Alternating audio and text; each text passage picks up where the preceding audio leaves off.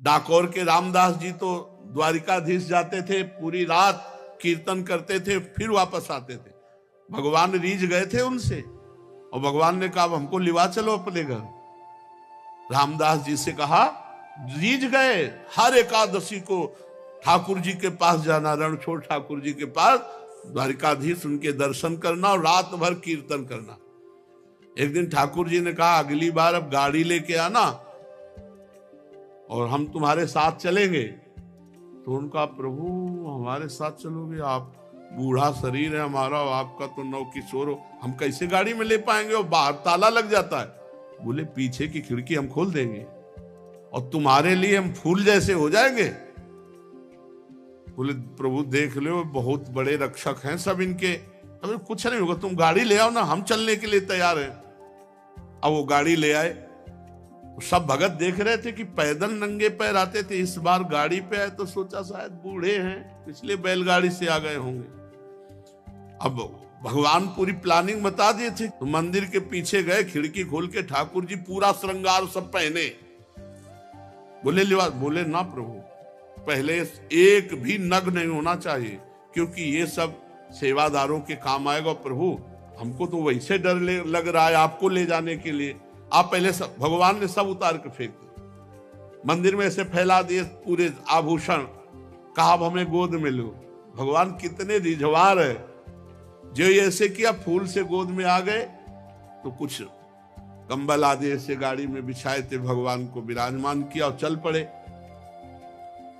अब बहुत दूर रणछोड़ ठाकुर से डाकोर है। अब प्रातःकालीन वेला पे जब मंदिर खोले तो देखे आभूषण ठाकुर जी है नहीं, पीछे खिड़की खुले, अरे पक्का वो गाड़ी लेके भगत आया था, उनपे ठाकुर जी बहुत रीझे थे, जरूर ठाकुर जी को भगा ले गए। भगत ठाकुर जी को भगा ले गए। अब जितने पार्षद थे सब घोड़ों से ऐसे सब भाला बर्छी लेकर सब, अरे वो जा रहा है वो जा रहा है। रामदास जी ने कहा प्रभु आ गए हम।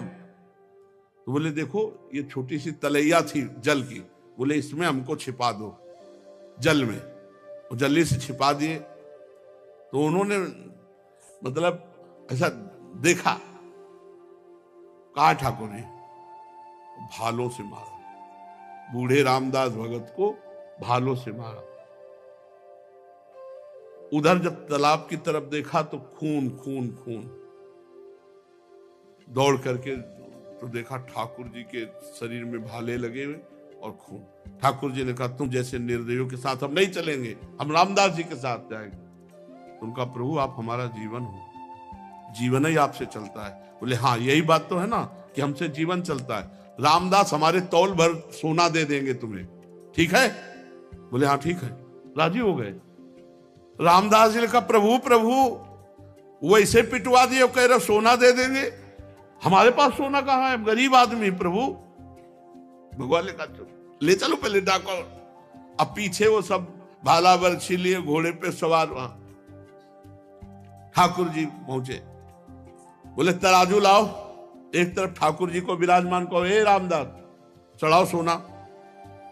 ठाकुर जी से कहा महाराज, तो बोले एक छोटी सी नथ है ना तुम्हारी पत्नी की, वो हिले उतले में हम तौल जाएंगे, उतले में हम तौल जाएंगे। एक छोटी सी नथ, छोटी सी पतली बारी, उतना ही था। भगवान को सब पता है, जो ही धरे सो भगवान टंग गए। वो बोले देखो ऐसे सोना तो ज्यादा है, पर ले जाओ तो। भगवान ने कहा देखो सोना तो ज्यादा है, पर रामदास उदार आदमी है, दे देंगे, दे दे भाई। अरे बोले प्रभु, तो भगवान ने कहा देखो हम जाने वाले तो नहीं, अपना स्वरूप दूसरा प्रकट किया। बोले इसे ले जाओ। आज भी जो भगवान रामदास जी के यहाँ विराजमान है, वो ठाकुर आज भी पट्टी बंधती ठाकुर जी की, आज भी पट्टी बंधती है। भगत के ऊपर प्रहार किया तो आज भी भगवान के घाव और पट्टी बंधती। तो एकादशी व्रत ऐसा जैसे रामदास जी रहते थे। पूज्य श्री मथुरा दास जी भक्तमाली जी थे, एकादशी को चर्चा नहीं करते थे, रोज चर्चा होती थी, पर एकादशी को निर्जला रहते थे। दशमी से छोड़ देते थे भोजन पानी, एकादशी के दिन एक बूंद पानी नहीं, और द्वादशी को पारायण इसलिए बोलने में भी सावन, और वयोवृद्ध अवस्था तक। नंद बाबा एकादशी कार्तिक शुक्ल पक्ष की थी। भगवान की पूजा की, रात भर कीर्तन किया और द्वादशी को स्नान करने के लिए यमुना जल में प्रवेश किया। स्नान ब्रह्म मुहूर्त में किया जाता है धारा जी में 4 बजे, ये नहीं कि 2 बजे 1 बजे, धारा में नहीं स्नान। तो ये असुर बेला कही जाती है। यमुना जल में प्रवेश कर गए, उस समय कोई घड़ी तो थी नहीं। रात में कीर्तन किया और लगा कि प्रातःकाल हो गया क्या, तो यमुना जी में स्नान। तो वरुण जी के सेवक उठा ले गए, नंद बाबा को पकड़ ले गए। अब सारे ब्रज में हल्ला मच गया, नंद बाबा हो गए। अब पूरे ब्रज के गोप सब श्री कृष्ण से कहा कि पता नहीं कहां नंद बाबा गायब हो गए, तुम ही अपने पिता को ला सकते हो। हे श्री कृष्ण, तुम्हारे ऊपर ही हमारा विश्वास भरोसा। सब रोने लगे। भगवान ने कहा रो मत, रोना पीटना बंद करो, नंद बाबा खोए नहीं है, मैं देख रहा हूं। वरुण का सेवक ले गया, अभी मैं लाता हूं। भगवान वरुण लोक पहुंचे। भगवान अंतरिंद्रिय और बहिरिंद्रियों के प्रवर्तक श्री कृष्ण जे ही वरुण देवता ने देखा, सारे जगत के अधीश्वर पधारे, साष्टांग दंडवत। नंद बाबा ने देखा इनके गण तो हमको पकड़ के लाए, तो हमारे कन्हैया की इनका स्वामी साष्टांग दंडवत मारा है। वरुण देवता जे ही देखा भगवान आए, उतर कर साष्टांग दंडवत। अब वरुण देवता भगवान की बड़ी पूजा विस्तार से मंत्रों के द्वारा भगवान, नंद बाबा खड़े खड़े आनंदित हो रहे कि यार मेरे लाला का तो बड़ा नक्शा है। ये वरुण देवता इतनी लंबी दंडवत मार कर बड़ी पूजा विस्तार कर रहा है। वरुण जी ने कहा प्रभु, अद्य में निवृत्तो देहोद्यैर्वार्थोऽधिगतः प्रभु, त्वत्पादां भाजो भगवन् नवापुः पारमध्वनः। नमस्तुभ्यं भगवते ब्रह्मणे परमात्मने, न यत्र सूर्यते माया लोक सृष्टि विकल्पना। प्रभु आपकी जय हो, आज मेरा वरुण शरीर धारण करना सफल हो गया। आज मुझे सब कुछ प्राप्त हो गया, सारे पुरुषार्थ मिल गए, क्योंकि आप भगवान जगदीश्वर के चरण सेवा का अवसर प्राप्त हुआ। नंद बाबा कि हम तो समझते थे भगवान नारायण है, मेरा कन्हैया भी भगवान है। यही तो अब बाबा की और छाती फूल रही, अरे मेरा लाला भगवान है। प्रभु आपके चरण कमलों की सेवा का सुअवसर मिला, हम तो भवसागर से पार हो गए। आप भक्तों के भगवान, वेदांतियों के ब्रह्म और योगियों के परमात्मा हैं। प्रभु आपके स्वरूप में विभिन्न लोकों की सृष्टियों की कल्पना करने वाली माया नहीं है, ऐसा श्रुति कहती है। हे श्री कृष्ण, मैं आपको नमस्कार करता हूं, बार बार दंडवत। प्रभु क्षमा करना, है मेरा सेवक अज्ञानी था जो नंद बाबा को अनजाने में ले आया, ये अपने कर्तव्य को नहीं जानता। प्रभु ये आपके पिताजी हैं, आप ले जाओ और मुझे क्षमा करो। वरुण जी, वरुण कान पकड़ रहे, स्तुति कर रहे, बार बार दंडवत कर रहे, क्षमा मांग। गोविंद, मैं नहीं जानता था कि आपके ये पिता हैं, आप बड़ा प्रेम भाव रखते हो, मुझे क्षमा कर दीजिए। प्रभु सेवक से गलती हो गई, नाथ क्षमा कर दीजिए, और मैं सदैव आपका दास हूं। हे श्री कृष्ण, जब कभी कोई भी आज्ञा। बार बार वरुण जी महाराज दंडवत। वरुण जी ने बड़ी स्तुति प्रार्थना की। भगवान श्री कृष्ण ब्रह्मादि ईश्वरों के भी ईश्वर हैं। फिर लोकपाल वरुण ने भगवान की 4 परिक्रमा की, दंडवत की, बार बार क्षमा याचना की। नंद बाबा बड़े आश्चर्य में, नंद बाबा को लिया ब्रज में आए। अब सुबह बैठक बुलवाई गई। नंद बाबा भाई, नंद बाबा ने कहा कि मैंने देखा वरुण जी बार बार दंडवत, पूरी साष्टांग दंडवत मार रहे थे और कह रहे थे इंद्रियातीतेश्वर योगीश्वर योगींद्र भगवान परमात्मा। कन्हैया को कह रहे थे, बार बार कान पकड़ रहे थे, झुक झुक कर प्रणाम कर रहे थे। अरे बड़ा आश्चर्य में बात, मेरा कन्हैया भगवान निकला। हम तो समझते थे भगवान नारायण की कृपा है। अरे इसीलिए गिरिराज गोवर्धन उठा। भगवान के प्रेमी गोप सुन करके बड़े आश्चर्य में हो गए, ये कन्हैया भगवान है, हमारा सखा भगवान है। बड़ी उत्सुकता हुई। नंद बाबा के पास से जब हटे गौएं चराने गए ब्रह्म हृदय, तो सब सखा ने कहा, ए भगवान सुनो, तुम भगवान हो। भगवान ने कहा भगवान थे। कन्हैया ने कहा भगवान थे। तुम बैकुंठ के नाथ भगवान हो, तो हमें बैकुंठ दिखाओ अगर भगवान हो।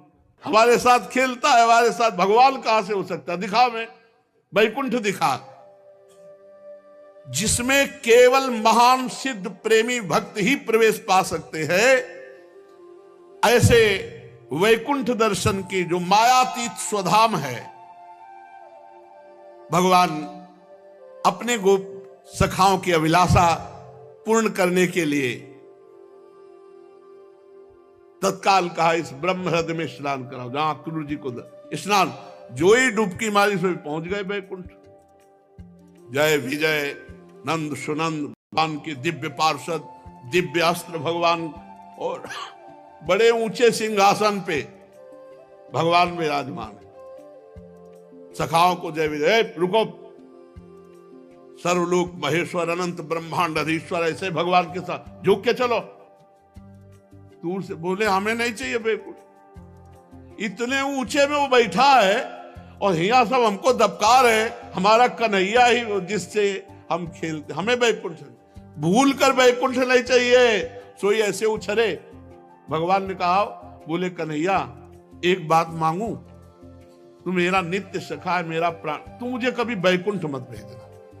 मुझे जहां इतनी दूरी हो और जहां ऐसा शासन हो, मुझे वो अपना कन्हैया प्यारा लगता है, जिसके साथ मैं खेलता हूं, जिसके साथ मैं खाता हूं, जिसके साथ विभिन्न प्रकार की क्रीड़ाएं करता हूं। ब्रजवासियों को बैकुंठ फीका लगा।